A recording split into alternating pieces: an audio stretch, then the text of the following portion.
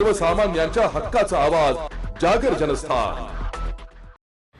धुळे जिल्ह्यातील शिरपूर तालुक्यातील जळोद येथील आश्रमशाळेच्या आवारातून शालेय धान्य वाहतुकीसाठी वापरले जाणारे सुमारे 1,40,000 रुपये किमतीचे छोटा हत्ती पिकअप वाहन अज्ञात चोरट्यांनी पळवून नेले होते।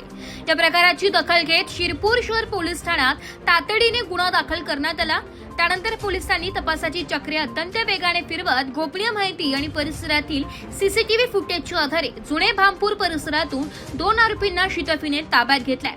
या आरोपींची सखोल चौकशी केली असता त्यांनी गुन्ह्याची कबुली दिली असून त्यांच्या माहितीवरून पोलिसांनी विखरण गावाजवळ एका पत्राच्या शेडजवळ लपवून ठेवलेले चोरीचे वाहन यशस्वीरित्या हस्तगत केले।